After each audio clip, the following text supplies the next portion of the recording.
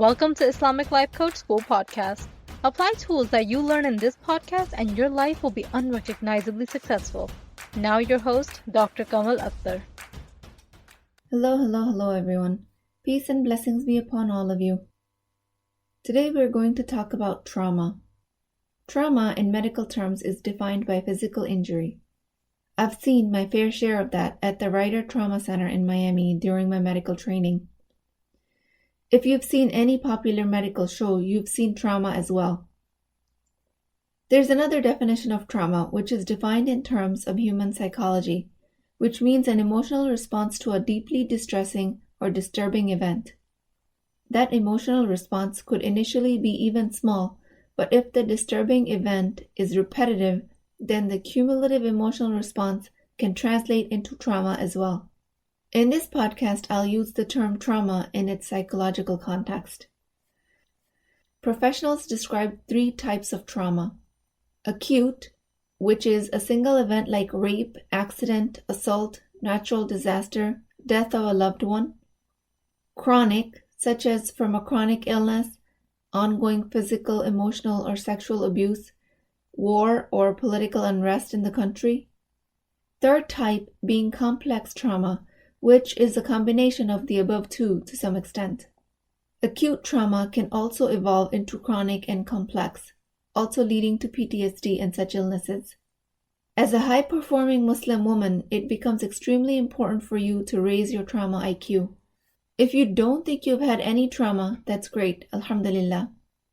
I want you to listen to this podcast anyways.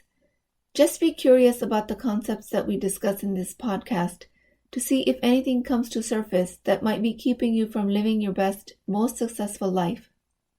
So in this podcast, we're going to be working towards raising your trauma IQ. This is the trauma intelligence that we can raise. I love that there's an intelligence quotient about everything these days. This helps us gain more clarity through the flexible definition of intelligence, rather than the rigid definition that most of us grew up learning. Point of raising your trauma IQ is to identify what factors are at play that are shaping your daily life.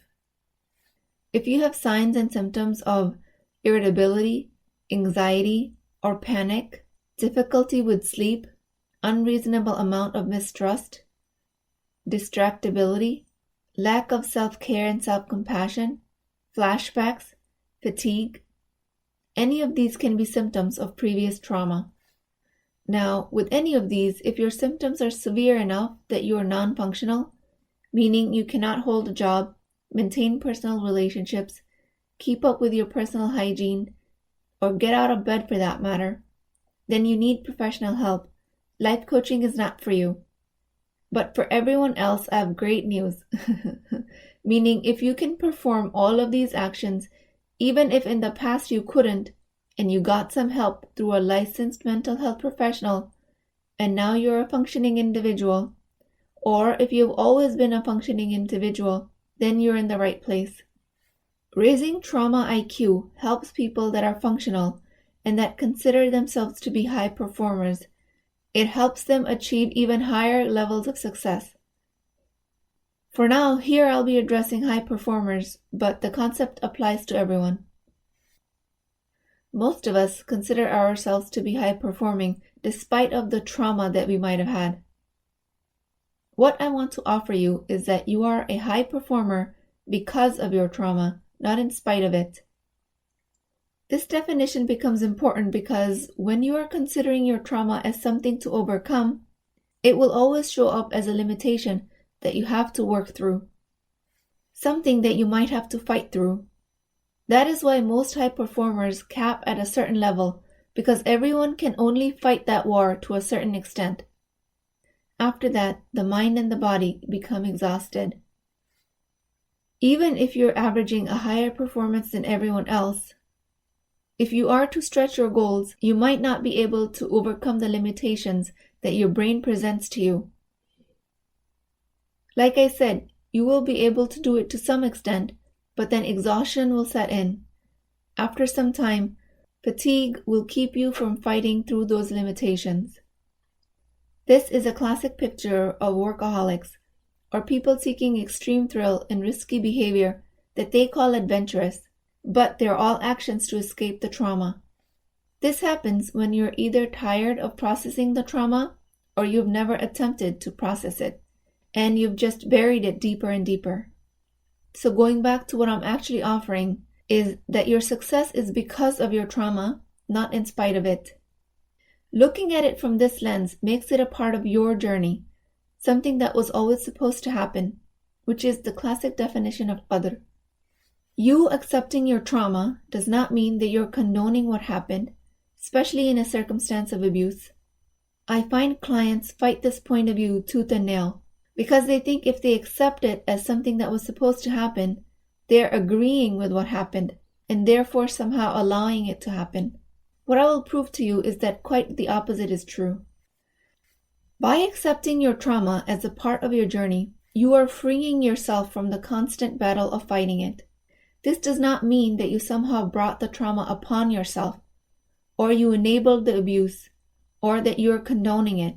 This is not victim blaming. This is quite the opposite. This is empowerment. Accepting your trauma as something that was a part of your journey frees you from the burden of having to constantly fight it. Because when you're constantly fighting your past, you're fighting reality. This frees up a lot of your mental real estate. It gives you so much more processing power that when you show up in life as a high performer and create big, hairy, audacious goals, also known as BHAGs. This is a term that was coined by James Collins and Jerry Porras in 1994 in a book called Built to Last. When you create these big, hairy, audacious goals, you don't make the failures mean anything personal about you. At each failure, you don't say to yourself, it wasn't supposed to happen for me. I am always making mistakes. Why does this happen to me? If you have unprocessed, suppressed trauma, you will immediately revert to your previous memorized emotions of the trauma state and self-blame. When you don't internalize these mistakes, when you don't make failures mean anything personal about you, that's when you find your highest and truest level of success. Because if you stop failing because of your fears of rejection, you will not learn. Success is truly built on a pile of failures. So raising your trauma IQ doesn't only include identifying the source of the trauma, it also includes identifying where is it that it's currently showing up in your life, while not resisting it. So to help you identify your trauma better, there are multiple assessments you can take. One of them is an ACE score, which stands for Adverse Childhood Experience Score. I'll include the link in the show notes. I highly recommend that you take this assessment and start by recognizing where it all started and where it is still showing up in your life. Because it is showing up in your life one way or another and capping your progress at a certain point. Unprocessed trauma especially shows up in personal relationships. Whenever it's time for you to get close and intimate with your partner, or in your close personal relationships with your children, the memories of the trauma resurface, and your personality turns into the authoritarian type.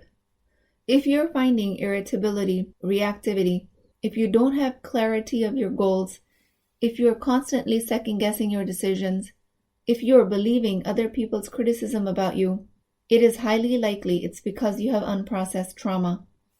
For me, as a type A personality, it was showing up everywhere in my life. Once I accepted that I have unprocessed childhood trauma and that it was my struggle, I became curious about it. I stopped going into fight and flight mode every time a traumatic experience came up for me. That's where I found my true joy and fulfillment. And that was right on the other side of identifying and accepting and processing trauma. My ACE score is 4, in case anyone is interested. The highest you can get is a 10. An ACE score of 4 or more is associated with adverse health outcomes, including heart disease, cancers, and addictive behaviors. This is secondary to chronic stress that you might be unintentionally cultivating by remaining unconscious towards your trauma. I mention my score because if I can do this, anyone can. Investigate your struggle just by being curious to see if trauma is still affecting you. If the rest of the journey seems too scary, Find me for life coaching at islamiclifecoachschool.com.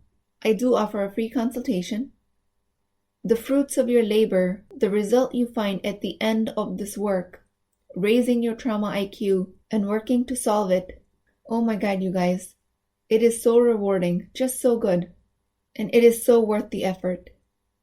So you guys all know that I can never end a podcast without mentioning how complete our religion is. The concept of qadr as it relates to your past gives you a level of acceptance that you don't find in other traditions. It says things happen the way they did because Allah meant it for you, because He knows what's good for you better than you do, because He does not burden any soul more than it can bear.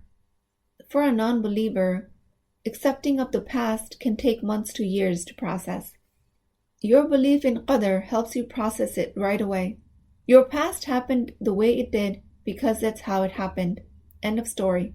You didn't make it happen. You might not have deserved for it to happen, but it happened. If it was written for you, that was a part of your journey in this life.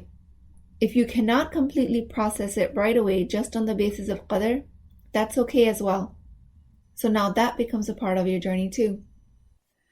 I pray to Allah subhanahu wa ta'ala that He guides us in understanding the past.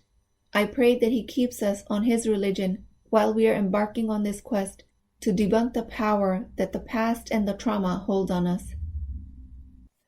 May Allah subhanahu wa ta'ala grant us all the strength and the courage to face our fears. May He grant us the reward for struggling in His path, understanding His design, and ultimately submitting to Him with all our hearts. I will speak to you guys next time. If you're interested in getting coached by me, I'm offering a very affordable opportunity to do that with Wisdom Wednesdays. This is not a course, not a lecture. This is an opportunity for live coaching, real change with Islamic adab and etiquette. You do not need more information. You actually need a space to create change. At $19.99 a month, which is the price of takeout dinner, you as a Muslim woman will create confidence, intimacy, and connection without shame or fear of judgment, because your privacy is my highest priority. So join at www.islamiclifecoachschool.com, resources, Wisdom Wednesdays. I'll see you inside, inshallah.